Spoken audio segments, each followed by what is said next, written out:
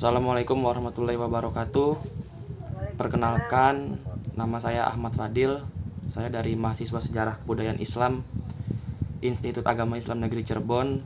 Uh, Sebelumnya, video ini saya dedikasikan untuk tugas sejarah lisan, yaitu dosen pengampunya Bapak Aditya Muara Patriatra M.Hum, dan saya di sini sudah bersama narasumber yaitu Ibu Neti Nirmala SS. Assalamualaikum Ibu. Waalaikumsalam warahmatullahi wabarakatuh. Di sini saya akan membahas tema sejarah reformasi tahun 98. Langsung saja kita ke narasumber Ibu Neti. Ibu, pada tahun 98 itu Ibu mengalami sejarah atau menyaksikan sejarah reformasi mahasiswa-mahasiswa atau rakyat Indonesia lah pada umumnya. Itu Ibu saat itu masih menjadi mahasiswa atau sudah mengajar atau gimana Bu? Oke. Langsung jawab ya Fadil ya. Iya. Oke, terima kasih Fadil atas waktunya diberikan kepada saya ya. Karena berkaitan dengan temanya Fadil tentang peristiwa reformasi yang terjadi pada tahun 1998, terutama di wilayah Jakarta. Ya kan, nah kebetulan di tahun itu saya mengajar ya di satu sekolah di kawasan Manggarai, nah namanya SMP negeri. Nah peristiwa reformasi itu kan tidak satu kali terjadi langsung ya kan, beberapa kali bertahap, nanti puncaknya di bulan Mei tahun 1998. Selama 1 bulan setelah peristiwa itu terus menerus terjadi, kontinu istilahnya. Nah diawali dengan beberapa rangkaian seperti demonstrasi ya kan, dilakukan oleh para mahasiswa, kemudian mahasiswa seluruh Indonesia kalau nggak salah, tapi pusatnya di UI dan UNJ ya kan. Kemudian diawali yang namanya orang-orang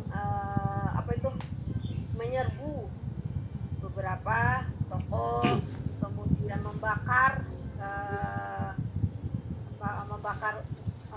kantor-kantor yang vital ya, seperti bank, kemudian pusat pertokoan, pusat perbelanjaan, sampai ada salah satu kawasan perbelanjaan yang habis terbakar di daerah Jakarta Timur kalau nggak salah. Sampai sekarang jadi misteri itu apa orang-orangnya, adalah sesuatu ya di sana. Kemudian puncaknya pada saat peristiwa penyerbuan, bukan penyerbuan ya, tetapi didudukinya gedung lembaga wakil rakyat seperti di gedung DPR dan MPR di kawasan Gatot Subroto. Itu berhari-hari para mahasiswa itu duduk di sana menginap sampai mereka di atas atap.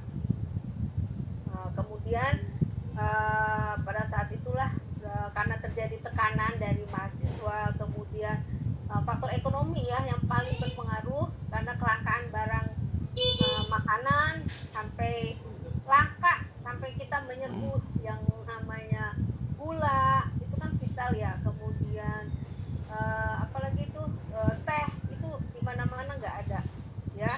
Itu memang terjadi, ada kaitannya faktor politik dengan faktor ekonomi. Nah puncaknya didudukinya gedung MPR DPR sebagai lembaga wakil rakyat oleh mahasiswa, mengakibatkan maka pemerintah pada saat itu dipimpin oleh Presiden Soeharto ya kan, dan menteri-menterinya. Akhirnya Presiden Soeharto menyatakan berhenti ya. Beliau mengadakan konferensi pers di Istana Merdeka atau negara, aku lupa, dan disiarkan di TVRI, karena kan TVRI lagi satu-satunya pusat pemberitaan di Indonesia ya. Kemudian dinyatakan berhenti. Sudah sejak saat itulah secara konstitusi, kita bicara konstitusi, maka pusat pemerintahan berada di serahkan kepada wakil presidennya, yaitu ketiga itu Pak Habibie ya. Lupa Tapi tanggal berapa. tapi itu kan kalau secara demonstrasinya itu kan terjadi itu kan berhari-hari Bu ya. Kalau nggak salah itu kan dimulai dari yang Trisakti itu kan, yang tragedi Trisakti itu. Itu kan nanti kan berkelanjutan, Semanggi 1, Semanggi 2. Nah, itu selama yang Ibu alamin tuh di hari-hari itulah menjelang reformasi itu, kejadian-kejadian di jalan itu kayak gimana Bu? Kayak suasana itu apa kayak jalan selalu ditutup, Ibu mau ke sini susah, mau ke sini susah. Itu gimana Bu? Nah, betul apa yang dikatakan Fadil ya. Hmm. Eh, Kalau secara mahasiswa yang paling mendapat tekanan itu diawali dari penembakan ya. Bukan penembakan sebetulnya, karena kenapa? Namanya mahasiswa kan ketika itu kan sering demo. Di demo, kalau mereka mau demo dulu di kawasan Sudirman, itu paling Sudirman, kemudian Gatot Subroto itu yang paling pusatnya ya, karena itu beberapa pusat pemerintahan. Mau menduduki itu mereka pasti berkumpul di salah satu universitas masing-masing kan, seperti UNJ ya, itu kan pusatnya UNJ, UI, dan kalau yang di swasta di Trisakti. Nah, di Trisakti itu kan dekat pusat perbelanjaan Iya. ya, di kawasan Jakarta Barat. Ketika itu ada yang namanya kalau demo itu kan pasti ada lah yang memprediksikan bahwa nanti sini ada demo gitu loh. Nah, nanti pasti kawasan itu akan diawasi oleh para tentara, polisi ya, aparat keamanan dan seterusnya. Nah, di saat itulah maka para aparat dan polisi itu berkumpul di depan kampus ya, kampus Trisakti, karena kan mahasiswa sudah berkumpul di situ. Nah, entah kenapa yang namanya tentara dan polisi pasti ada koordinasi, ya kan? Tiba-tiba ketika mereka sedang demonstrasi mau keluar dari kampusnya menuju gedung DPR MPR bergabung dengan teman-temannya yang sudah di sana, maka tiba-tiba datang suara tembakan, ya. Tembakan itu tidak tahu berasal dari mana, tapi kan ini kan berita ya, kita nggak tahu ya hoax atau tidak. Setelah itu diungkapi tapi tidak jelas ungkapannya, ada yang berasal dari pasukan si A, pasukan si B, ya kan? Ada namanya sniper, tahu kan kalian sniper? Iya. Sebagai mahasiswa, ya kan, tentara yang tidak tahu dari mana asalnya tiba-tiba menembak. Akhirnya ditembaklah 4 mahasiswa tersebut, ya, dan dinyatakan sebagai pahlawan ya reformasi karena gugur dalam menentang, istilahnya menentang ketika itu ya kan, terhadap tindakan yang dilakukan oleh pemerintah. Sejak saat itulah terdengar berita bahwa terjadi penembakan mengakibatkan namanya orang mahasiswa itu kan ditembak ya berdarah kemudian meninggal, pasti menimbulkan rasa simpati yang mendalam terhadap rekan-rekan perjuangannya, ya kan. Barulah pada saat besoknya mulailah itu mahasiswa sudah mulai mengadakan gerakan lebih lama lagi, kemudian menguasai ya, namanya menguasai bukan menguasai seterusnya, tapi demo mulai sepanjang jalan itu ya. Mahasiswa di mana-mana selalu ada, dapat dengan dukungan dari masyarakat kalau nggak salah.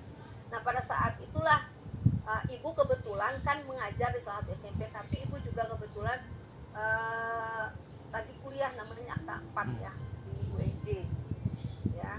Jadi ibu kuliah tuh di hari itu, terus kuliah, terus terdengar berita, kan kita nggak punya HP. Iya. Ya, kita lewat dari berita yang ada di kampus. Ternyata terjadilah penembakan, ya kan, di hari itu. Nah, besoknya karena ibu tahu besok pasti akan terjadi sesuatu nih di Jakarta, ibu tidak ke kampus, ya. Tapi salah satu adik ibu yang di kuliah di UNJ juga ke kampus pagi hari itu, ya.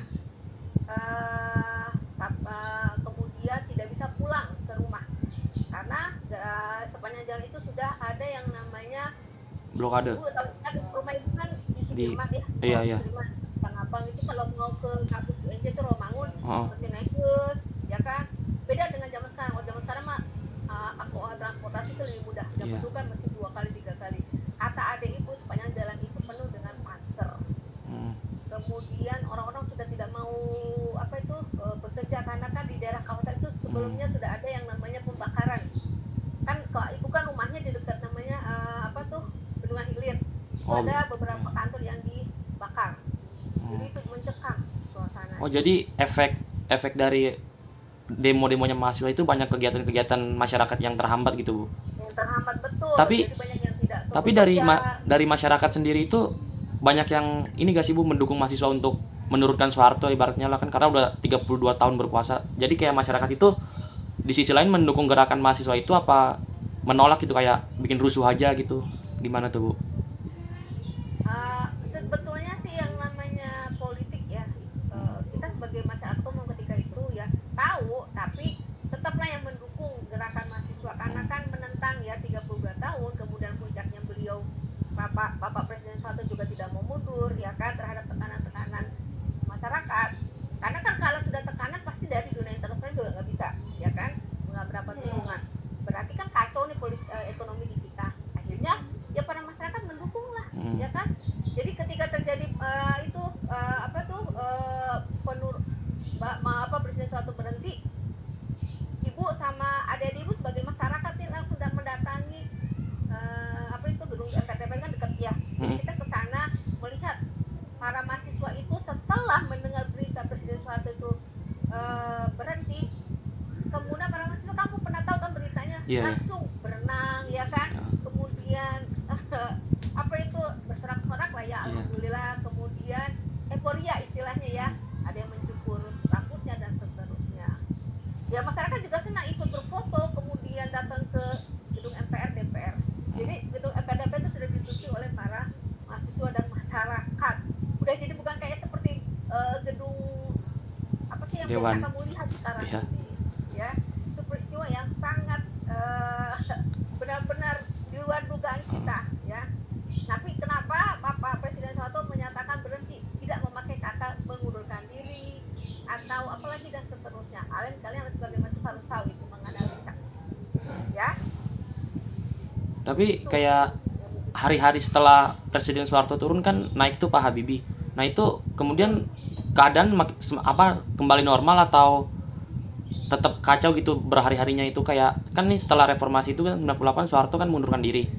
Nah terus abis itu kayak kejadian hari-hari itu tuh gimana Bu, kayak tetap masih ada kerusuhan atau sudah stop langsung berhenti? Setelah kejadian itu pasti berapa hari adem ayem kan, karena untuk mengembirakan hati masyarakat, hati mahasiswa, kita sudah punya presiden yang baru ya kan. Nah tugasnya beliau Pak Habibie sangat berat karena untuk memulihkan politik, memulihkan ekonomi, memulihkan keamanan dan ketertiban, terutama di Jakarta ya. Kalau wilayah Indonesia pasti kurang ya, terutama di Jakarta karena pusat dari Indonesia. Itu sangat kerja keras beliau karena selalu terjadi yang namanya demonstrasi pasti, tapi tidak seperti yang dulu. Makanya nanti tidak heran ada namanya tragedi Semanggi 1, tragedi Semanggi 2 ya kan. Nah nggak tahu apa yang terjadi di saat itu karena mahasiswa terus menerus demo. Karena kan yang mereka tahu nih di kalangan mahasiswa kalau ibu lihatnya bahwa namanya Pak Habibie itu kan bagian dari kroninya Pak Soeharto. Jadi maunya mereka itu Pak Habibie tidak menjadi presiden. Tetapi kan ini secara konstitusi haruslah wakil ya kan. Apalagi Pak Habibie ditambah punya kebijakan kontroversial, yaitu melepaskan yang namanya wilayah dari provinsi yang terakhir yaitu Timur menjadi Timur Leste. Tambah lagi lah marah mahasiswa. Tapi di tahun 98 itu kan di zaman eranya Pak Harto itu kayak reformasi itu kan menimbulkan banyaknya aktivis-aktivis yang meninggal, aktivis-aktivis yang hilang tanpa kabar, kayak nah itu tuh tanggapan masyarakat pada saat itu rame gak sih Bu, kayak aktivis-aktivis yang hilang gitu, kayak di beritanya itu kan jadi berita nasional apa enggak sih Bu? Soalnya kan kayaknya pas zaman Soeharto itu kan media itu kan selalu dikontrol sama negara gitu Bu ya. Tapi masyarakat itu tahu gak Bu? Ya kan namanya media ya, betul yang dikatakan Pak Dirjen itu kan dibungkam, sengaja dibungkam. Jadi kita tidak punya kebebasan untuk berpendapat, tidak seperti sekarang. Makanya disebut sekarang kan reformasi. Karena kebebasan berpendapat di mana-mana kan, boleh. Kemudian kalau mau demo izin boleh. Kalau zaman dulu namanya demo tidak boleh, dilarang.